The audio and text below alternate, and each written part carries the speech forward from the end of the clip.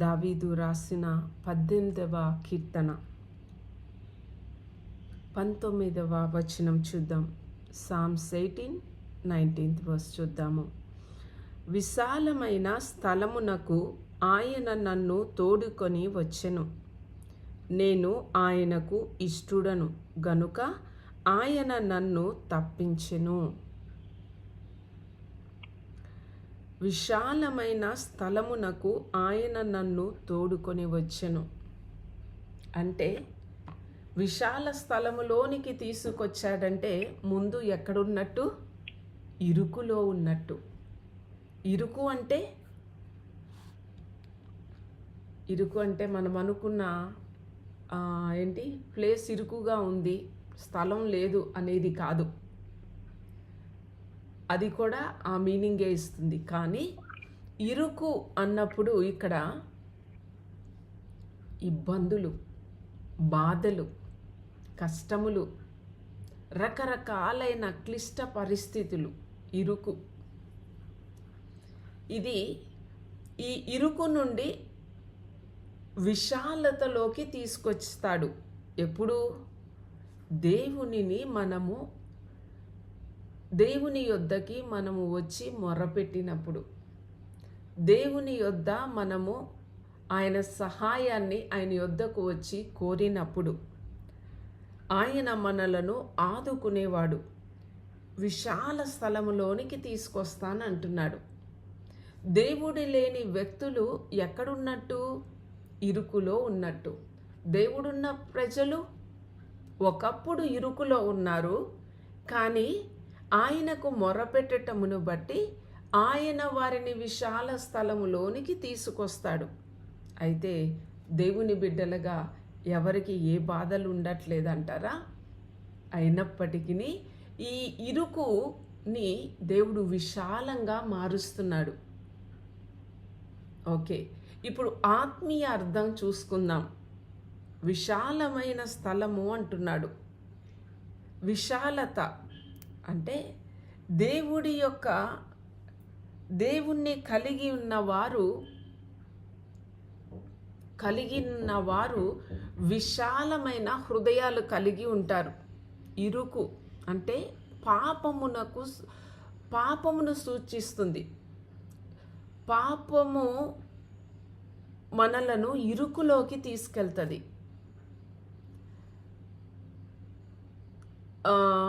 పాపము మనలను ఇరుకులో ఉండేటట్టు చేస్తుంది.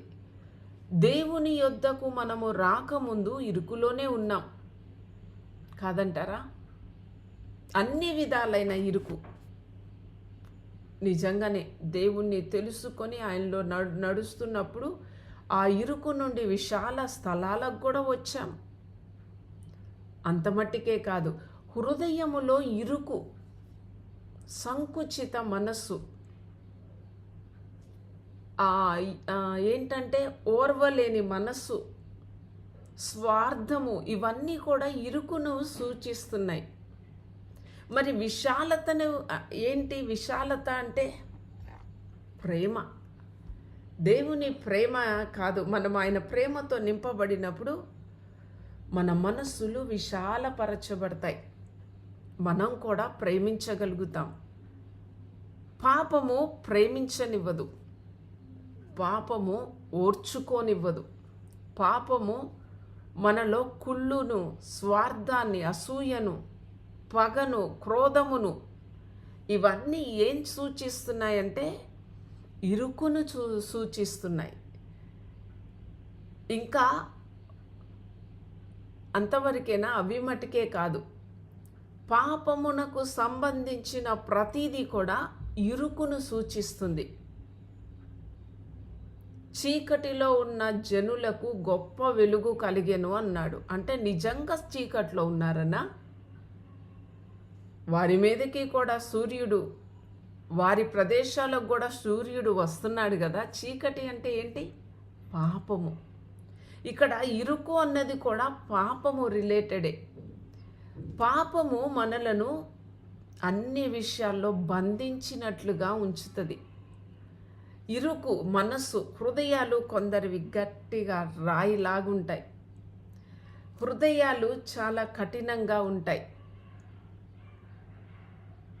దేవునిని ఎరగనప్పుడు మనలో కనపడే లక్షణాలు అన్నమాట. అయితే దేవునిని మనము ఎరిగిన తర్వాత మారు మనస్సు అంటారు చూడండి. రక్షణ పొందిన తర్వాత మారు మనస్సు అనేది వస్తుంది అంటే మారు మనస్సు మనము మారిన మనస్సుతో ప్రభువుని వెంబడిస్తాం. అంటే పాత స్వభావాన్ని విడిచిపెట్టటం మారు మనస్సు అంటే. క్రొత్త స్వభావాన్ని కలిగి ఉండటము. మన యొక్క పాత ప్రవర్తనను మార్చుకోవటం. అంటే ఇప్పుడు ఎక్కడున్నాం? ఇరుకులో ఉన్నాం. ఇవన్నీ ఏంటన్నట్టు ఇరుకు. మారు మనసు పొందామండి, బాప్తీసం పొందామండి అంటాం. ఇంకా ఎలా ఉన్నారంటే చాలామంది ఇరుకులోనే ఉన్నారు.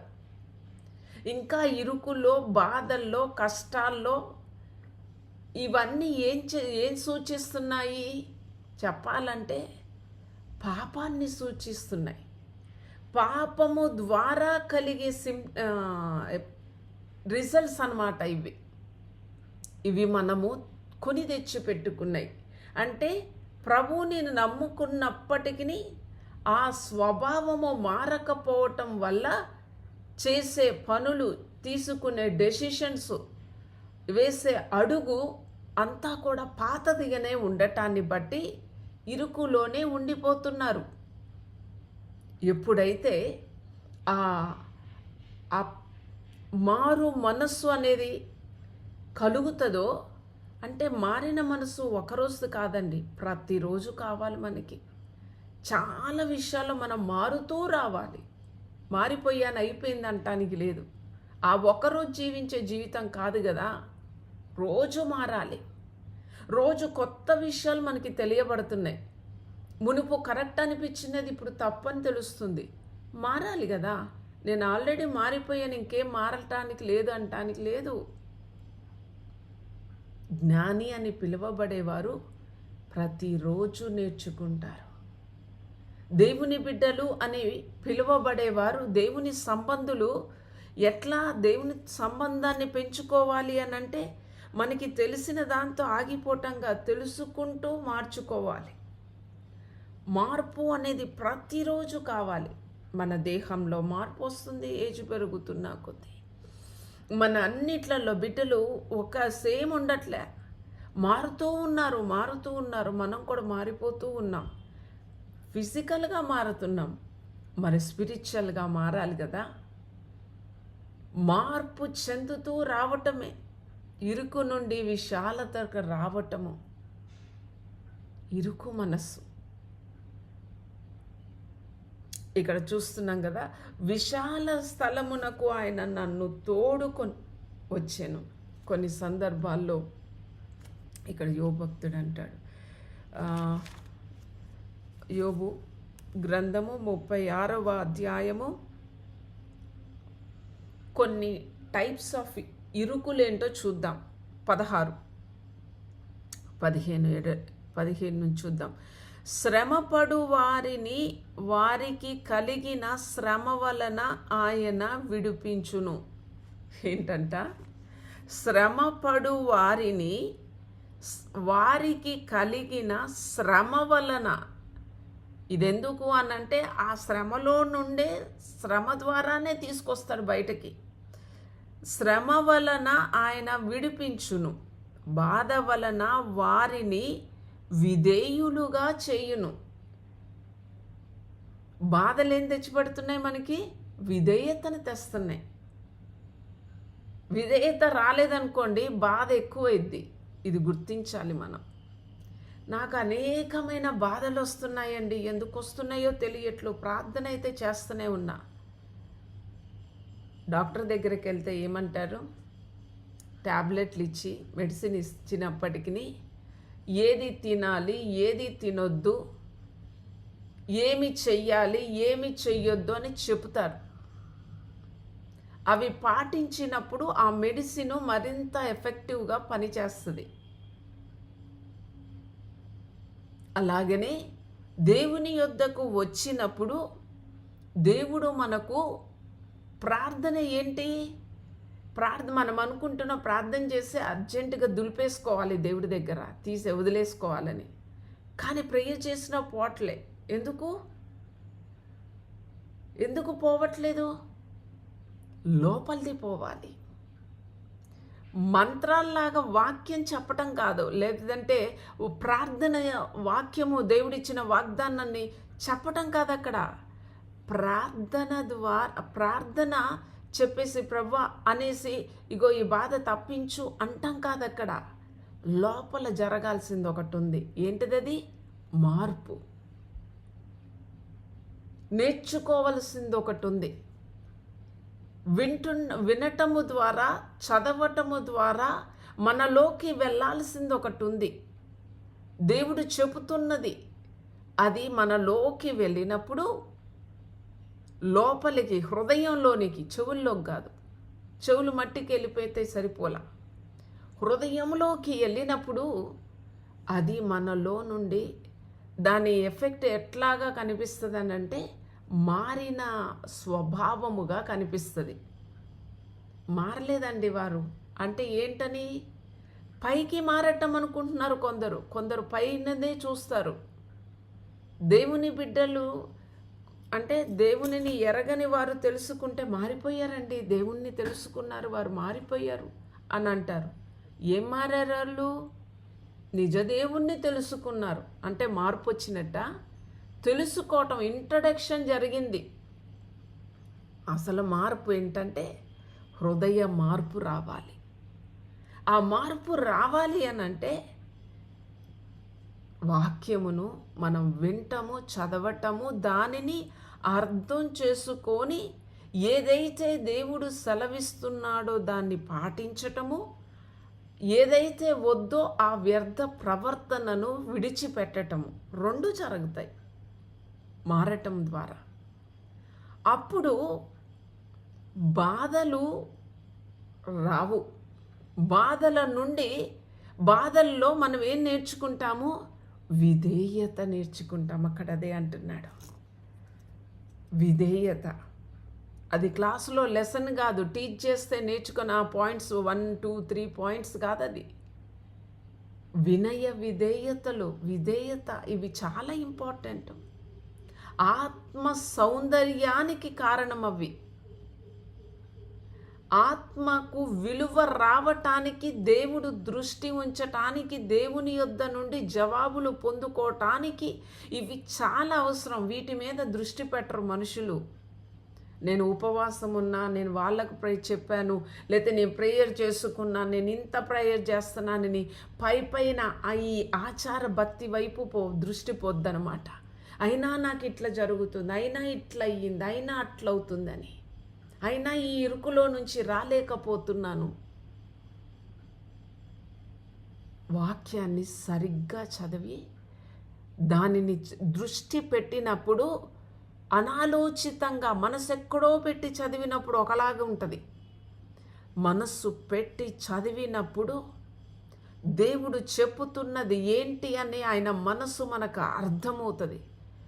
అప్పుడు ఏం చూసుకుంటాం? వాక్యం చదవంగానే వాక్యము అర్థము మన హృదయం కనబడాలి. హృదయం కనబడి, అరే నాలో ఈ విధేయత లేదే, ఈ వినయము లేదే, ఈ మంచి తత్వము లేదే, మంచి మనస్సు లేదే.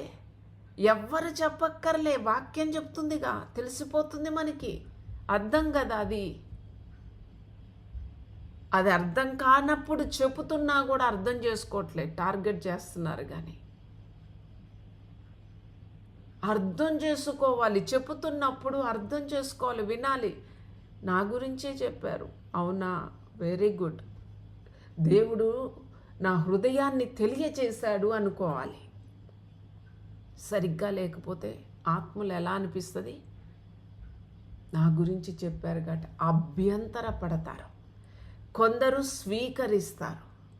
మీరేం చేస్తారో మీ ఇష్టం. అభ్యంతర పడతారా, స్వీకరిస్తారా? డాక్టర్ దగ్గరగా చెప్పే మాటలను స్వీకరిస్తారా? లేదు డాక్టర్ నీకేం తెలుసు అంటారా? అనలేం కదా. స్వీకరించాలి. ఎందుకు? డాక్టర్కి వచ్చే నష్టమేం లేదు. నువ్వు వేరే పేషెంట్ ఉంటాడు. ప్రాబ్లం అది కాదు కదా. మన ప్రాణం ముఖ్యం. అలాగే మన ఆత్మ మనకి ముఖ్యం. బాధల నుండి బయటకు రావటానికి సొల్యూషన్ చెప్తున్నాడు. పరిష్కారాలు మన దగ్గరే ఉంటాయి, కానీ ఆ పరిష్కారాలు బయట డాక్టర్లు చెప్పేవి వినగలుగుతామేమో, కానీ దేవుడు చెప్పేది వినట్లా. వాటిల్ని పాటిస్తున్నారు కానీ వీటిల్ని పాటించట్లా. బాధ వలన వారిని విధేయులుగా చేయును, అంతియే కాక బాధలో నుండి ఆయన నిన్ను తప్పించును. ఇరుకు లేని విశాల స్థలమునకు నిన్ను తోడుకొని పోవును. అంటే ఇక్కడ ఇరుకేంటి? బాధ, శ్రమ ఒక ఇరుకు, బాధ ఒక ఇరుకు, ఒక ఇంకా ఎలాంటి సమస్య అయినా అదొక టైప్ ఆఫ్ ఇరుకు. మనల్ని బ్లాక్ చేస్తున్నాడు, అక్కడ కదలనివ్వకుండా చేస్తున్నాడు అని అర్థం. ఇరుకులో పెట్టాడండి, ఇరికించారండి అంటారు కదా. అంటే కదలనివ్వకుండా చెయ్యటం. పాపము మనలను కదలనివ్వదు, పాపము మనల్ని చూడనివ్వదు, పాపము మనల్ని అర్థం చేసుకోనివ్వదు, పాపం మనలను రాంగ్ వేలోకి తీసుకువెళుతుంది. ఇరుకు లేని స్థలములోకి రావటం అంటే, ఈ బాధల నుండి రావాలంటే బాధ ఎందుకు వచ్చింది? ఇందా చదివాము కదా, విధేయత కోసం వచ్చింది బాధ. శ్రమ ఎందుకు వచ్చింది? ఓ పరీక్ష, మనకి విశ్వాసం నేర్పించటానికి, మనలో ఏదో కనబడటానికి పరీక్ష వచ్చింది. పరీక్ష ఏంటి? శ్రమ, శ్రమ ఓర్పు, పరీక్ష నిరీక్షణను కలుగజేయును. ఒకదానికొకటి ఎంత లింకులు ఉన్నాయి. శ్రమ ఓర్పు కోసం వస్తుంది. ఓర్పు లేదండి నాకు, అస్సలు ఓర్చుకోలేను. అవునా? దేవుడికి తెలుసు ఎలా ఓర్పు ఇవ్వాలో మనకి. సహనము, ఓర్పు ఎలా ఇస్తాడు? ప్రార్థన చేస్తే ఆకాశం నుండి వాలదది. ఆ పరిస్థితులు పెట్టి, విసిగించే వారిని పెట్టి, ఇబ్బంది పెట్టే వారిని పెట్టి ఓర్చుకో అంటాడు. నేను ఓర్చుకోను ప్రభా అంటావా? ఓర్చుకునే వరకు ఆ పరీక్ష రాయక తప్పదు, ఇంకంతే. తీసేయనంటే పరీక్ష పాస్ అవ్వు, తీస్తా అంటారు. అది మనలోకి వస్తే ఉంచమన్నా ఉంచడు. ఇక్కడ చూస్తున్నాం, ఇరుకు లేని విశాల స్థానమునకు తీసుకొని వస్తున్నాడు. ఎందుకు పెట్టావయ్యా ఇరుకులో? ఇగో ఇది నేర్పించడానికి. బాధలో మనం ఏం చేస్తామో మన ప్రార్థన మారుతుంది. మన యొక్క వచ్చే విధానము, దేవుని యొద్దకు వచ్చే విధానం అంటే దేవుని యొద్దకు రావటం అనే కాదు, మన యొక్క అంతరంగము వేరుగా ఉంటుంది.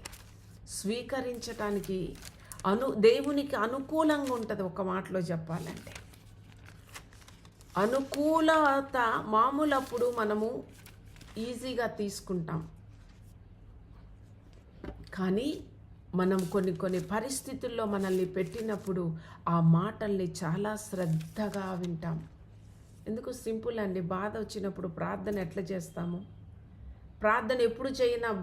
ప్రార్థన దేవుడి దగ్గరకు రామా? ప్రార్థనకి ఎప్పుడు వస్తాం? టైం లేదన్నప్పుడు అంటాం, కానీ బాధ మనల్ని దేవుడి దగ్గర తెస్తుంది కదా,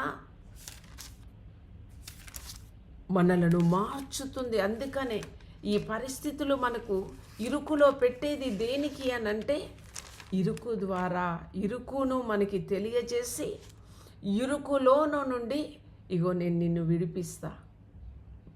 ఎక్కడికి? విశాల స్థలానికి. ఏంటి విశాలత?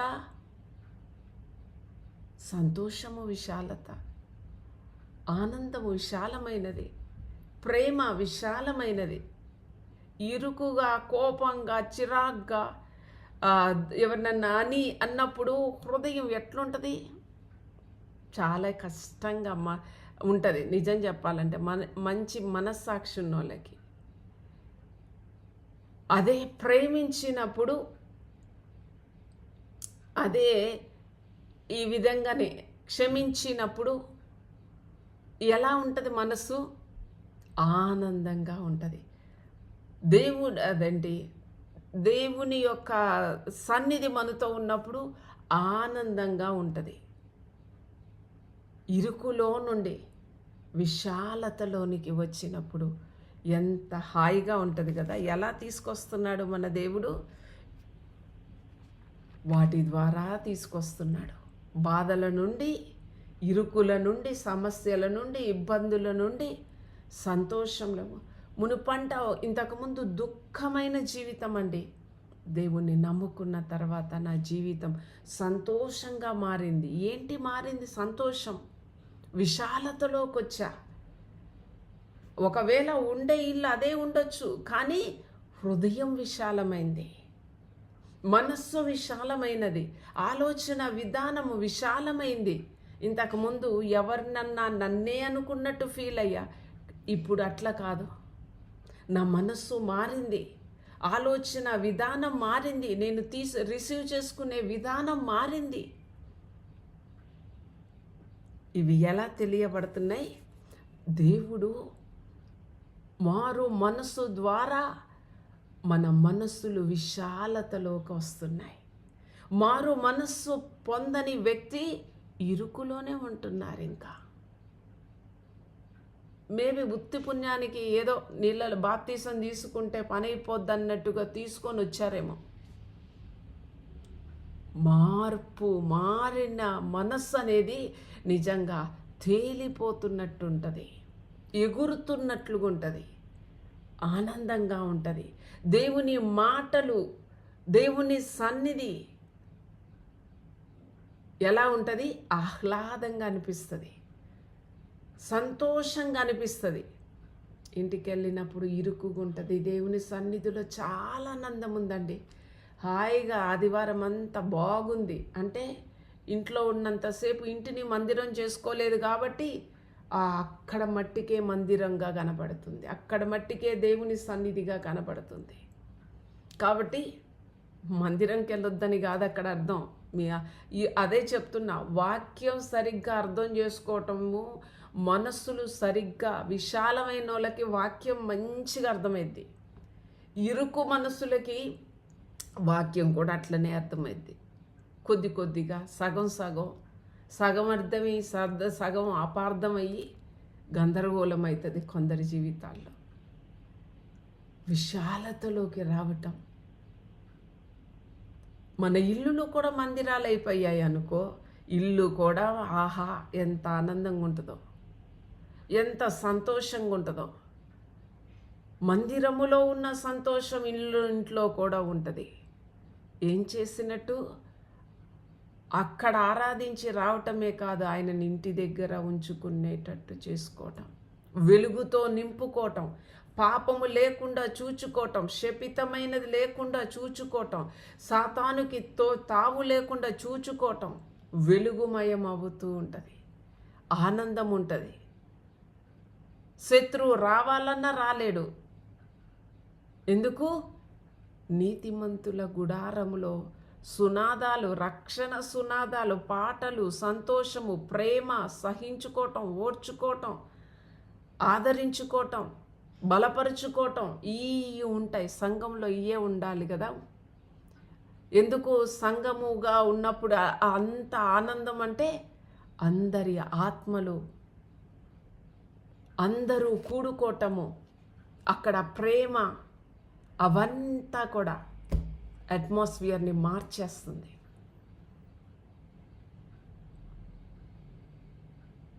ఇరుకు మనుషులు ఉన్నారనుకోండి, అక్కడ గొడవలు ఎక్కువైతాయి. విశాల మనస్సులు కలిగిన వారు ఉన్నారనుకోండి, ప్రేమ ఎక్కువ ఉంటుంది. సింపుల్గా అంటే పర్ఫ్యూము మంచి సువాసనని ఇస్తుంది.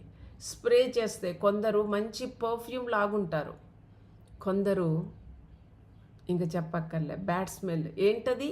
దేనికి ఆ ప్రెజెన్స్? దేనికి? ఇరుకు హృదయం చాలా కఠినం, పాపముతో లోకంతో నింపబడి ఉండటం. ఈ పగ అంతరంగములో పుట్టు ఉన్నవి ఉన్నాయి చూసారా, అందుకే అన్నాడు యేసయ్య, లోపలది శుద్ధి అవ్వాలి అన్నాడు, లోపలది పాడు చేస్తుంది అన్నాడు. దేవుని ప్రజెన్స్ని, అందుకే ఎక్కడున్నా మనము సువాసననిచ్చే వారంగా ఉండాలి. ఎక్కడికి వెళ్ళినా అక్కడ ఆ ప్రజెన్స్ని తెచ్చే వారంగా ఉండాలి, సమాధానపరచువారుగా ఉండాలి, ప్రేమను చూపించువారుగా ఉండాలి. ఇది విశాల హృదయాలు. వీటితో నింపబడటం అంటే విశాలత కలిగి ఉండటము. అనుకుంటారేమో విశాలంగా ఉంది, ప్లేస్ ఒకటే కాదు, ఓకే ప్లేస్ వైజ్గా విశాలత, కానీ మనసు ఇరుక్కుంటే ఏం లాభం? మనసు కుర్లుతో ఉంటే ఏం లాభం? స్వార్థంతో ఉంటే ఏం లాభం? ఎంత విశాలంగా ఉన్నా మనలను ఇక్కడ అంటున్నాడు కదా, విశాల స్థలములోనికి ప్రభువుని నమ్ముకోవటం అంటే అన్నీ మారటం, అంటే బాహ్యంగా మారటం, మనస్సులో మారటం, ఆత్మలో మార్పు చెందటం. అన్నీ ఫిజికల్గా కూడా మనం మారతాం, మన పరిస్థితులు మారతాయి, అన్నీ మారతాయి. ఒకప్పుడు అప్పుల్లో ఉన్నామేమో, ఇప్పుడు ఇచ్చేవారుగా ఉంటాం. ఒకప్పుడు బాధలు, ఇప్పుడు బాధలు తీర్చటానికి పరిష్కారాలు చెప్పేవారుగా ఉంటాం. తేడా ఉందా లేదా? దేవుడు మన నమ్ముకుంటే, దేవుణ్ణి నమ్ముకోవటం అంటే యేసుప్రభు దేవుడు అని తెలుసుకొని రక్షకుడుగా నేను అంగీకరించాని హృదయంలో నమ్మి నోటితో ఒప్పుకొని ఆగిపోవటం కాదు. దేవుణ్ణి నమ్ముకోవటం అంటే దేవునిని అంగీకరిస్తున్నాము, దేవుని స్వభావములోనికి మార్చబడటం, ఆయన కోరుకున్నవి మనలో కనబడటం, ఆయనలో కోరుకున్నవి అనొచ్చు. ఇంకొకటి ఆయనలో ఉన్నట్లుగా, ఆయన ఉన్నట్లుగా మనం మార్చబడటము అనొచ్చు. అలా మార్పు చెందినప్పుడే పరిపూర్ణులు అంటుంది వాక్యం. అంటున్నాడు, నేను పరిపూర్ణుడను గనుక మీరును పరిపూర్ణులయ్యుండుడి. అంటే ఏం లేదు ఆయనలో? ఈ ద్వేష, పగ, ఈర్ష, క్రోధ, మత్సరాలు ఏమీ లేవు. పరిపూర్ణుడు ఎట్లయ్యాడు? సాత్వికుడుగా ఉన్నాడు, ప్రేమామయుడుగా ఉన్నాడు, దయచూపువాడుగా ఉన్నాడు, కనికరించువాడుగా ఉన్నాడు, జాలి కలిగిన వాడుగా ఉన్నాడు, ఓర్చుకునివాడుగా ఉన్నాడు, సత్యవంతుడుగా ఉన్నాడు, పరిశుద్ధుడుగా ఉన్నాడు, యథార్థవంతుడుగా ఉన్నాడు. ఇవన్నీ రావాలి మనలోకి. ఒకటి వచ్చింది, నాలో యథార్థత ఉంది, మరి సత్యం ఏది? సత్యం ఉంది నాలో, మరి పరిశుద్ధత ఏది? ఇదే పరిపూర్ణతలోకి నడవడం, క్రీస్తు స్వరూపంలోనికి మార్చబడటం అంటే ఇవన్నీ ఒక్కొక్కటి. మునిపివేవీ లేవు, ఒక్కొక్క క్లాసు పెరిగినట్లుగా ఒక్కొక్కటి మనలో రావటం, రూపుదిద్దబడటం అన్నమాట. విశాలతలోనికి, కొద్దిగా విశాలతలోనికి నడిపించబడటం. అంటున్నాడు చూడండి ఇక్కడ, నేను ఆయనకు ఇష్టుడను. చెప్పగలమా ఇష్టుడము అని? కొందరికి ఇష్టులు ఉంటారు, టీచర్స్కి ఫేవరెట్ స్టూడెంట్స్ ఉంటారు, పేరెంట్స్ కూడా ఎవరైతే మారు మనసు పొందరో వారికి కూడా ఆ డిఫరెన్స్ ఉంటుంది. కొందరు ఇక్కడ చూస్తాము, ఇస్సాకుని తీసుకోండి, యాకోబుని తీసుకోండి, వారు బ్లెస్సింగ్స్ ఇచ్చినప్పుడు వాళ్ళకి ఇష్టమైన వాళ్ళ మీద చేతులు పెట్టారు. వాళ్ళని పెట్టమని చెప్పినప్పుడు వాళ్ళ నాన్నలు ఉల్టా పెట్టారు. దాంట్లో చాలా ఆత్మీయ లోతుంది. అది ఆత్మీయ కోణంలో చూస్తే చాలా మంచి అర్థం తెలుస్తుంది. ఆత్మీయ కోణం కాకుండా ఫిజికల్గా నార్మల్గా చూస్తే గనక అది పార్షాలిటీ అనిపిస్తుంది. వాళ్ళకి వీళ్ళంటే ఇష్టం కాబట్టి వీళ్ళని దీవించాడు అనిపిస్తుంది. దేవుని వాక్యాన్ని స్పిరిచువల్ యాంగిల్లోనే చూడాలి. అప్పుడే దేవుడు అర్థమవుతాడు. అప్పుడే దేవుని సేవకులైనా అర్థమయ్యేది. వారిని నార్మల్ యాంగిల్లో చూస్తే, ఈ లోక దృష్టితో చూస్తే నచ్చరు. ఈ లోక దృష్టిలో చూస్తే అర్థం కారు. ఇగో పౌలు భక్తుడు అంటాడు కదా, మేము ఏది మొన్న చదివాం కదా, ఏంటి ఆ మాట అంటాడు, సత్యవంతులమై ఉన్నట్లుండి ఏదో అన్నాడు కదా. మాటలు చాలా నేను కలపను, నా మాటలు కలపను. ఎక్కడుంది? 2 Corinthians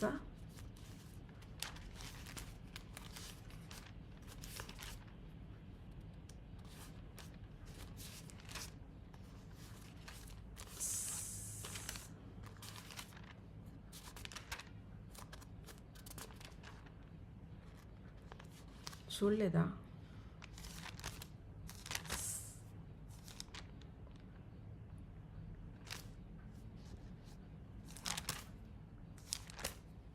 మొన్నే కదండి చదివాము, మీరు చూడలేదా? Good, right. 2 Corinthians 6th chapter 10th verse. మోసగాండ్రమైనట్లుండి సత్యవంతులము. లోక దృష్టి ఒకటి ఉంది, దేవుని దృష్టి ఒకటి ఉంది. ఇక్కడ ఇస్సాకు కానీ యాకోబు కానీ వారి యొక్క కోణము, వారి యొక్క యాంగిల్, వారు చూసిన విధానము దేవుని దృష్టితో చూశారు. మనం చదివినప్పుడు ఈలోక మనస్సుతో, ఈలోక ఇదితో మనం చదివితే గనక ఏమర్థమైద్దంటే, వీళ్ళు ఎంత గొప్పోళ్ళైనా కానీ, ఎంత అభిషక్తులైనా కానీ వీళ్ళు పార్షాలిటీ చూపించారు, వాళ్ళకి ఇష్టమైన కొడుకుల మీద బ్లెస్సింగ్స్ ఇచ్చారు అని. అందుకే అన్నా నేను, స్పిరిచువల్ యాంగిల్ అనేది, డైమెన్షన్ అనేది ఒకటి ఉంటుంది. అది చూచినప్పుడే దేవుడు అర్థమవుతాడు, దేవుని సేవకులు, ప్రవక్తలు అర్థమవుతారు. అందుకే లోకము మోసగారు అంటుంది, అసత్యవంతులు అంటుంది, వీళ్ళు ఒకడు బోధిస్తారు, వీళ్ళు ఒకలాగా జీవిస్తారు అన్నీ అంటుంది. నిజమైన సేవకుల గురించి మాట్లాడుతున్నాను నేను, అందరికి కాదు. నిజమైన ప్రవక్తల గురించి మాట్లాడుతున్నా. అందరూ లోకం పిలిచే ప్రవక్తల గురించి నేను చెప్పట్లే. దేవుని దృష్టిలో ఉన్నారు ప్రవక్తలు, దేవుని దృష్టిలో ఉన్నారు సేవకులు. వాళ్ళు చెప్పేది వేరు. శత్రువు పంపించాడు ఏ రూపంలో? సేవకుల రూపంలోనే, ప్రవక్తల రూపంలోనే. వాడి మనుషులు ఉన్నారు. అందుకనే అంతా పాడు చేసేస్తున్నారు కదా. అంతా కూడా ఇప్పుడు ఫేక్ న్యూస్లు ఉన్నాయి. ఇప్పుడు ఇంతకుముందు తెలియలే ఏది ఫేక్ అని. ఇప్పుడు తెలుస్తుంది కదా, స్పష్టంగానే తెలుస్తుంది. వీళ్ళు ఫేక్ న్యూస్ చెప్తున్నారు, వీళ్ళు ఒరిజినల్ న్యూస్ చెప్తున్నారు అన్నది తెలియబడుతుంది. ఇక్కడ చూస్తున్నాం, ఎక్కడి నుంచి ఎక్కడికి వెళ్తున్నామండి. నేను ఆయనకు ఇష్టడను గనుక ఆయన నన్ను తప్పించెను. భలే చెప్తున్నాడు. ఎవరిక్కడ రాసింది ఇది? దావీదు మనం చదివాం కదా, ఆయన దేవునికి ఇష్టానుసారుడు. ఈ ఇష్టుడు అన్న మాట ఎంత ఆయనను ప్రేమిస్తున్నాడో అర్థమవుతుంది. ఆ క్లారిటీ, దేవుడు కూడా తనను ఇష్టపడుతున్నాడు అన్న ఆ యొక్క గర్వం కాదు. అర్థం కాని వాళ్ళు ఏమనుకుంటారు, ఎంత గర్వంతో చెప్పుకుంటున్నాడు. ఇష్టం అంట, దేవుడిని చూసి వచ్చాడా, దేవుడు చెప్పాడా? ఆత్మ నడిపింపు అనేది డిఫరెంట్ అండి. ఈ అక్షరం అనేది మనిషిని చంపుతుంది అని వాక్యం చెప్తుంది, నేను చెప్పట్లా. ఇక్కడ అంటున్నాడు, నేను ఆయనకి ఇష్టడను గనుక ఆయన నన్ను. ఎందుకు ఇష్టడు దేవుడు? దావీదు ఆయన ఇష్టం చేసుకోవటానికి ఇష్టపడాల, దేవుని ఇష్టాన్ని చేశాడు. కాబట్టి మనం మన ఇష్టం చేసుకుంటానికి ఇష్టపడి నేను దేవుడికి ఇష్టడను అని చెప్పుకునేటోళ్ళు కూడా ఉన్నారు. మన ఇష్టం చేసుకుంటూ దేవుడు నన్ను ఇట్లా చేశాడండి అనేటోళ్ళు ఉన్నారు. నేను ఎంత ప్రార్థన చేసినా నాకు జవాబు ఇవ్వట్లేదనో ఇంకేదనో ఏదేదో చెప్తారు. అరే దేవుడు, నువ్వు దేవునికి ఇష్టడుగా మారు అంటే ఏంటి? నీ ఇష్టాన్ని చంపేసుకోవాలి. అంత ఈజీ కాదు, అట్లని కష్టం కాదు. అది మన దానిని చంపుకోవాలి, మన ఇష్టాల్ని ఆపుకోవాలి. వాడు చెయ్యాలని ఉంటుంది, ఒకటి వెళ్ళాలని ఉంటుంది, కాదంటాడు, ఓకే డన్, నీ ఇష్టమే నా ఇష్టం, అందరూ అనరు అట్లా. అందుకే లోబడటం నేర్పిస్తాడు.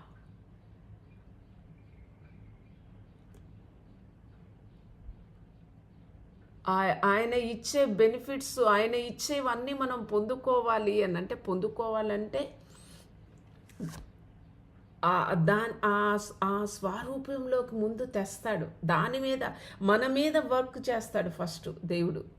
ఆ తర్వాత మనకేమి ఇవ్వాలో ఈజీగా ఇస్తాడు. ఎందుకంటే అవి పోగొట్టుకోం. ముందే మనం అడిగినవి ఇచ్చామనుకోండి, ఇచ్చినవి కూడా పోగొట్టుకుంటాం. ఇచ్చిన విలువ తెలీదు, ఆపుతాడు. అందుకనే ఆగా, వెయిట్, నీకోసమే. ఇక్కడ అంటున్నాడు, నేను ఇష్టడను గనుక ఆయన నన్ను తప్పించెను. ఇష్టమైన పనులు చేస్తున్నాడు. ఏంటి దేవునికి ఇష్టమైన పనులు? చెప్పింది చేయటమే. చాలా ఉన్నాయి. ఆయన ప్రిన్సిపల్స్, ఆయన నీతిని అనుసరించటం.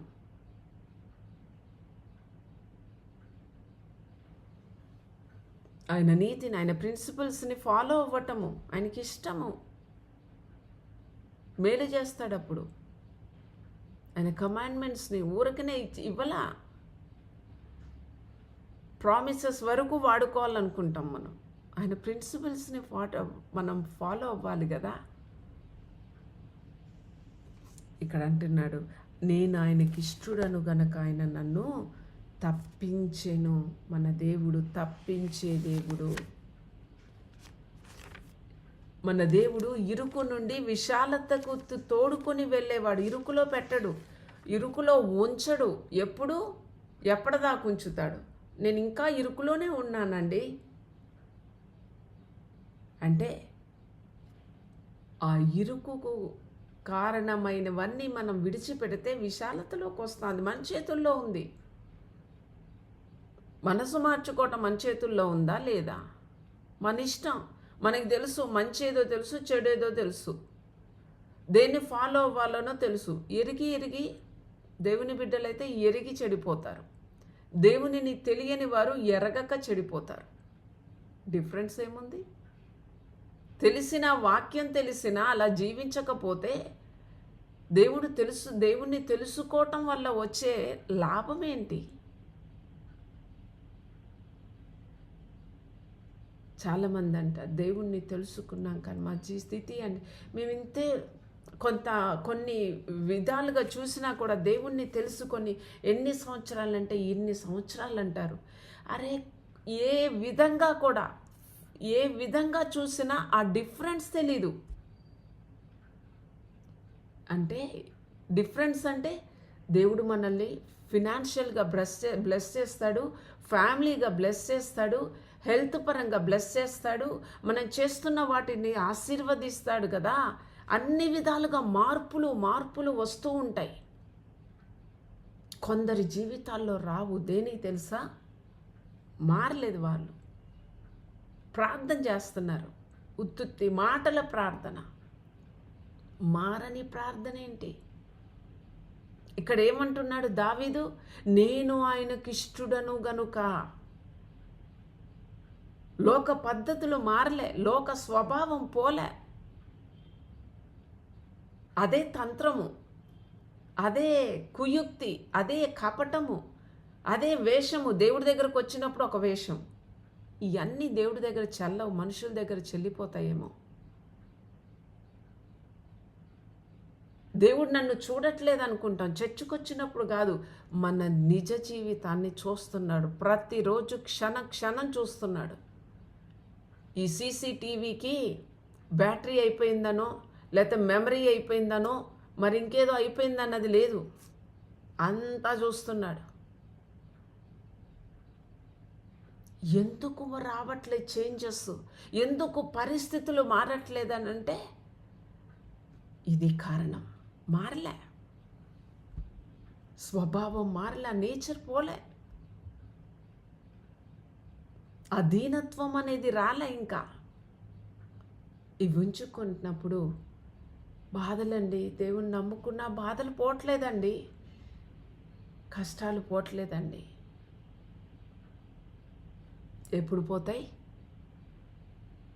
దేవునికి ఇష్టం కావాలి. మనం దేవునికి తప్పించటం అంటే విశాలతలోకి తీసుకెళ్ళడం. దేవుడికి మాత్రం ఇష్టమా మనం ఇరుకులో ఉంటాం, కొరతల్లో ఉండటము, రకరకాల సమస్యల్లో ఉండటము దేవునికి ఇష్టమా? కాదు. అనారోగ్యంతో ఉండటం దేవునికి ఇష్టమా? కాదు. మీరు భూమిని నిండించి చెప్పుకుంటూ పోతే చాలా ఉన్నాయి రిఫరెన్స్లు. ప్రాబ్లం ఎక్కడా? ఆయనకి ఇష్టమైనవి చెయ్యట్లేదు. దేవా నువ్వు కావాలి, దేవా నువ్వు నా దేవుడవు అంటున్నాం, కానీ ఇంకా ఆయన చెయ్యమన్నవి చెయ్యట్లేదు, ఫాలో అవ్వట్ల. మారినట్లుగా ఉండటం వేరు, మారటం వేరు. మారినట్లుగా ఉండటం వేరు, ఆ కోసేపు మారటం వేరు. కోసేపు మారి ఆ సమస్య పోయే వరకు మారటం కాదు. తాగుబోతులు అట్లా తాగేవారు ఎలా ఉంటుంది, తాగుబోతులు అని కూడా అన్నను, సారీ క్షమించండి. తాగేవారు ఎట్లా ఉంటుంది వారి యొక్క ఇది, నేను తాగను అని 10 రోజులు ఉంటారా? కష్టం. సిగరెట్లు తాగేవి కానీ ఇంకేదన్నా. మళ్ళీ తర్వాత ఆ ఫ్రెండ్స్ రాగానే వీళ్ళ ఒరిజినాలిటీ మళ్ళీ బయటకు వస్తుంది. నేను మారాను అని అనొచ్చేమో, అది రాగానే అది ఆ స్మెల్లో లేకపోతే ఇంకేదన్నా మళ్ళీ ఏమైపోతారు? లోకముతో కనెక్ట్ అయిన వ్యక్తులుగా ఉండి లోక స్వభావాన్ని తీసివేసుకోకపోతే లోకము రాగానే మళ్ళీ వాటికి అట్రాక్ట్ అయిపోతాం. అట్రాక్ట్ అవ్వద్దు. అట్రాక్ట్ అవ్వకోకుండా అంటే చచ్చిపోయిన వ్యక్తి అట్రాక్ట్ అవుతారా? ఈ లోకంలో చావటం అంటే ప్రాణం పోవటం అని కాదు. మనము ఈ లోకము యొక్క దానిని తీసివేసుకోవటం, ఏ విధంగా దానికి లొంగిపోకోకుండా మారిన మనస్సు. బాప్తిస్మము దానికి గుర్తుంది. చనిపోయి తిరిగి లేచిన వ్యక్తి అని అర్థము. బాప్తిస్మము అంటే పాత జీవితాన్ని మారని, ఇంతకు ముందున్న ఆ ఇరుకుతనం పోయి సమాధి చెయ్యటం. కొత్త వ్యక్తి, కొత్త ఏంటిది బిహేవియర్, ఆలోచన విధానం మారిపోయింది. మునుపు అన్నీ నన్నే అన్నారని ఇప్పుడు క్షమించేయటం. ఇప్పుడు మంచి మనసు, సహాయం చేసే మనసు, ప్రేమించే మనసు, దేవుణ్ణి వెతికే మనసు, ఇంతకుముందు లోకాన్ని వెతికే మనసు, ఇంతకుముందు పాపాన్ని వెతికే మనసు. ఇవి వచ్చాయా? అట్లయితేనే నిజంగా మారినట్టు మనం గమనించుకోవాలి. ఎన్నో సంవత్సరాలైన చెప్పుకోవటం వల్ల కాదు, దానికి ఆ ఏజ్కి తగ్గ మార్పు, ఆ యొక్క మెచ్యూరిటీ, స్పిరిచువల్ మెచ్యూరిటీ అనేది మనలో ఉంటుందా? ఇది కదా చూసుకోవాలి. అన్నిట్లలో పోటీ పడతాం, భక్తిలో పోటీ పడరు. భక్తిలో పోటీ పడ్డం అంటే వాళ్ళు ఇన్నిసార్లు వెళ్తున్నా నేను ఇన్నిసార్లు వెళ్తున్నా, అది కాదు. దేవుని వాల్యూస్ని ఎంత మనము ఫాలో అవుతున్నాము, వాటి మీద నిలబడగలుగుతున్నాము, ఆ ఫౌండేషన్ మీద క్రీస్తన బండ మీదనే ఉండి కట్టుకుంటున్నాము. అది కావాలి. అది క్వాలిటీ ఆఫ్ లైఫ్. అక్కడ అబ్బా, సౌలు దావీదుని చూసి భయపడుతున్నాడు. ఎందుకంటే దావీదు మునుపటి కంటే ఇంకా ఇంకా సత్యవంతుడుగా, ఇంకా ఇంకా పరిశుద్ధుడుగా, ఇంకా ఇంకా దేవునికి ఇష్టంగా మారటానికి ఇష్టపడి తనలో మార్పు వస్తూ ఉంది. దాన్ని చూసి, అంటే మంచి వేలో మార్పును చూసి సౌలు భయం వచ్చేస్తుంది. ఆ మాట ఎక్కడో ఉంటుంది. దావీదు ఇక్కడ అంటే చదువుతున్నాం కదా, ఇష్టడను. ఈ మాట చాలా అట్రాక్ట్ చేస్తుంది నన్ను. ఏదో ఎప్పుడు చదివినా ఏదో ఇంకేదో ఆ దేవుడు అట్రాక్ట్ అయ్యేటట్టుగా కనపడాలి. మనుషులకు అట్రాక్ట్ అవ్వటం కాదండి, దేవునికి అట్రాక్ట్ అవ్వాలి. అప్పుడు దేవుని సంబంధులకు అట్రాక్ట్ అవుతాం డెఫినెట్గా. మనుషులు మెచ్చుకొనువాడు ధన్యుడు అనలే వాక్యము, దేవుడు మెచ్చుకొనువాడు ధన్యుడు. టైం అయిపోయింది, నేను క్లోజ్ చేస్తున్నాను. ఏం చెప్తున్నాడు? నేను ఆయనకి ఇష్టడను గనుక ఆయన నన్ను తప్పించెను. తప్పించేవాడు, విశాలతలోనికి తీసుకెళ్ళేవాడు. ఇక్కడే ఉంటా, పేజీ తిప్పితే 36. నా పాదములకు చోటు విశాలపరిచితివి, నా చీలమండలు బెనకలేదు. మనం దేవునిలో ఆత్మీయంగా ఎదుగుతున్న కొద్దీ విశాలతలోకి నడిపించబడతామండి. అది ఫిజికల్గానే కాదు, ఫిజికల్గా కూడా అవుతాం. మునుపున్న స్థితి అన్ని విషయాల్లో మనము ఎదుగుతున్నామనుకోండి, ఆత్మీయంగా ఎదుగుతున్నామనటానికి గుర్తు. మనం స్పిరిచువల్గా ఎదుగుతున్నప్పుడు మీరు ఆత్మలో వర్ధిల్లినట్లుగా అన్ని విషయాలు వర్ధిల్లుతామన్నమాట.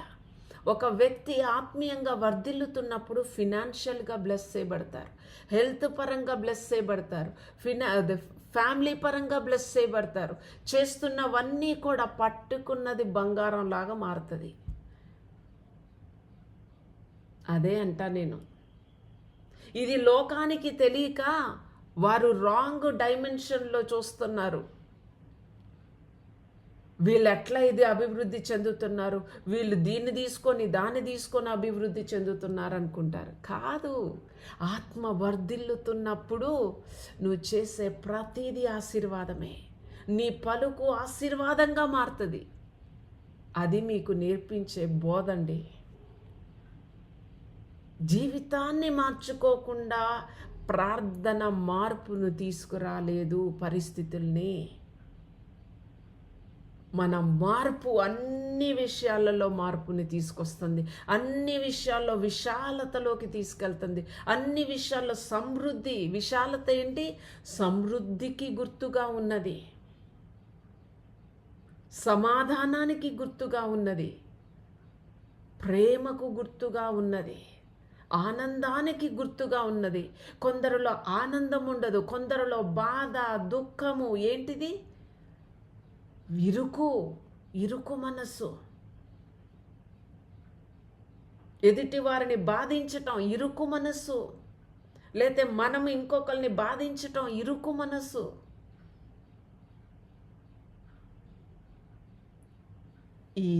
ఈ యాటిట్యూడ్ అనేది పోయిందనుకోండి, అదే అన్నాను, రూపాంతరపు అనుభవం.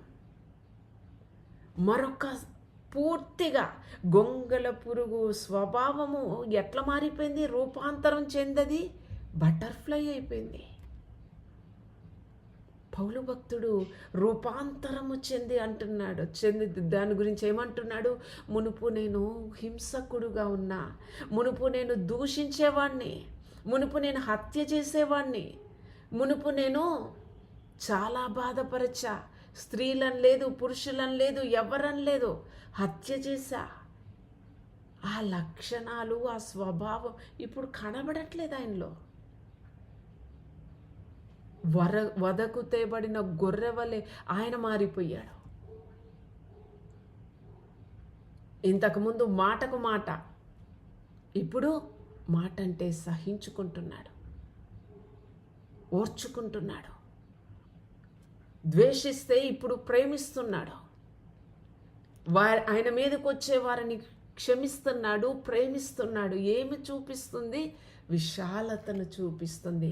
తన మనసు ఎంత విశాలమైందో, మన ఇల్లులు ఎంత విశాలంగా, ఇల్లును బట్టి లైక్ మామూలుగా చాలా గ్రేట్గా ఫీల్ అవుతారు. ఇట్స్ ఓకే, అది మిస్టేక్ అని కానీ నేను అనట్లేదు. కానీ అసలైన విశాలత హృదయంలో రావాలి, మనస్సులో రావాలి. దేవుని ఆలోచన మన హృదయాలు విశాలపరచబడినప్పుడు వాక్యము కూడా వేరుగా అర్థమవుతుందండి, వేరుగా అర్థమవుతుంది. అందులో ఉండే రుచి వేరుంటుంది. చిన్నప్పుడు పిల్లలకి స్కూల్కి వెళ్ళడానికి ఏడుస్తారు, కానీ పెద్ద అవుతున్న కొద్దీ వారు ఆ స్టడీస్ పట్ల వారికి ఉంటున్న ఆసక్తి వారిని అట్రాక్ట్ చేస్తుంది. మామూలుగా వాళ్ళకే ఇష్టంగా వెళతారు, ఆ స్టడీస్లో ఎంజాయ్ చేస్తారు. దేవుని దగ్గరకు ఒకలాగొచ్చామేమో మనం, ఏడుస్తూనో ఎట్లనో వచ్చాము, ఇష్టంగానో అయిష్టంగానో ఏదో. కానీ దేవుని ప్రేమ అర్థమవుతున్న కొద్దీ, దేవుడు తెలుస్తున్న కొద్దీ, దేవునిలో ఉన్న విశాలత పెరుగుతున్న కొద్దీ, అబ్బా మనలో మార్పు ఎలా వస్తుంది? పైకి తేలుతున్నట్లుగా ఉంటుంది. అంటాడు కదా భక్తుడు, ఏమని? యెహోవా కొరకు ఎదురు చూచువారు పైకి ఎదురు చూడటంలో పైకి ఎగరటం ఉంది. ఈ లోక ఎదురు చూపు కిందికి వెళ్ళేటట్టు చేస్తుంది. దేవుని కొరకు ఎదురు చూపు పైకి ఆకాశంలోకి తేలిపోయేటట్టు చేస్తుంది, ఆత్మలో తేలి ఆడుతున్నట్టు చేస్తుంది. ఆ రుచి అర్థమైన భక్తుడు అంటాడు, నీ వాక్యము నాకు క్రొవ్వు మెదడు దొరికినట్లుగున్నది అంటున్నాడు. ఐ ఎంజాయ్, లైక్ నాకు ఈ సమయం అని కాదు, నేను ఈ ప్రేమ, ఒక మాట ఉంది కదా, యెహోవాను రుచి చూచి తెలుసుకోనండి. ఎంత రుచి చూస్తారో, తిండిని రుచి చూస్తున్న, రకరకాలుగా చేసుకుంటాం, రకరకాలుగా తింటాం. ఓకే, ఫిజికల్ బాడీకి అవసరము, తినటం మంచిది, తినాలి, నో ప్రాబ్లం, అది ఇష్యూ కాదు. కానీ ఫోకస్ అంతా దాని మీద కాదు, దేవుని మాటల మీద. అది ఎంత బలము, ఎంత శక్తి, ఎంత రుచి, ఎంత ఆనందము, ఎంత విశాలతలోకి తీసుకెళ్తుందో. వాక్యం చెప్పేటప్పుడు నేను ఒక ప్రసంగం చేస్తున్నట్టుగానే ఫీల్ అవ్వను. ఆ పరిశుద్ధాత్ముడు అలా ఫ్లో అవుతాడంతే. అది ఇప్పుడే కాదు, వాక్యం చెప్పినప్పుడేగా, మిగతా అప్పుడు కూడా అట్లనే ఎంజాయ్ చేస్తాను నేను. దేవుని దగ్గరకు వచ్చి వెళ్ళిపోయి, అమ్మయ్య అయిపోయిందిలే ఈ రోజుకి, దులిపేసుకుందాం. స్కూల్లో పిల్లలు, అమ్మయ్య ఈరోజు స్కూల్ అయిపోయింది. చిన్నపిల్లలకి ఎట్లుంటుంది, అబ్బా 2 days హాలిడేస్ వచ్చాయి అనుకుంటారు, హ్యాపీ ఫీల్ అవుతారు. మనం దేవుడి దగ్గరకు రావటానికి అట్లా ఫీల్ అవుతున్నామా? ఎవరో బలవంతం కాదు, ఎవరో లేకపోతే అమ్మో చేసుకోకపోతే ఏమైపోద్దో అన్నది కూడా కాదు, అది కూడా కరెక్ట్ కాదు. ఆ ప్రేమను రుచి చూడాల, అందుకే అట్లా అనిపిస్తుంది. ఓ మై గాడ్, 12:10 అయిపోయింది, నేను క్లోజ్ చేస్తున్నా. ఆయనకు మొరపెట్టినప్పుడు ఆయన మనలను విశాలతలోనికి తీసుకువెళతాడు. నేను ఆయనకి ఇష్టడను కనుక ఆయన నన్ను ఏంటంట, ఏం చెప్తున్నాడు? ఇష్టడను కనుక ఆయన నన్ను తప్పిస్తాడు. అయ్యో, దేవుడు నన్ను తప్పించలేదేంటి కొన్నిసార్లు అనిపించవచ్చు. కొన్నిసార్లు దేవుడు కూడా అన్ని చేస్తాడు, కానీ మనం గ్రహించుకోవాలి, తప్పించలేదేంటి, తప్పిస్తాననేవాడు అని ఒకసారి ఒక సెకండ్ ఆగి మనల్ని టెస్ట్ చేసుకోవటంలో తప్పేం లేదు. దీని గుండా పోవాలి. తండ్రి పోనిచ్చాడు కదా, తప్పించలా. కొన్నిసార్లు పోనిస్తాడు, కొన్నిసార్లు తప్పిస్తాడు. అది ఆయన ఇష్టము, అది మన చేతుల్లో కూడా ఉంటుంది. చాలా విషయాలు దేవుడు తెలియజేశాడు మనకి. ఎవరికి ఏమి కావాలో అవి పంచి ఇచ్చాడు. విశాలత స్థలములోనికి మనల్ని నడిపిస్తాడని, నన్ను నడిపిస్తాడని గుర్తుపెట్టుకోండి. ఇరుకులో మొరపెడితే విశాలతలోకి ఆయన తీసుకెళ్ళేవాడు. ఆయన స్వభావం అది. ఆయన ఇరుకులో ఉంచేవాడు కాదు. బాధల్లోనే ఉండే నువ్వు అనేవాడు కాదు. కానీ బాధ నుండి తీసే రీతిగా మన వంతు కూడా ఉంది అన్నది గుర్తించు. అది చెప్పాలనుకుంది. మన మేలుకే, ఇరుకులో పెట్టినా మేలుకే. చదివాం కదా, విధేయత, వినయం, ఇట్లా కొన్ని నేర్చుకోవటానికి. ఈ రెండే కాదు, కొన్ని మనము నేర్చుకోవటానికి. కానీ మనల్ని అక్కడే ఉంచాడు, విశాలతలోకి తీసుకెళ్తాడు. విశాలమైన స్థలములోనికి మనందరము నడిపించబడుదుముగాక.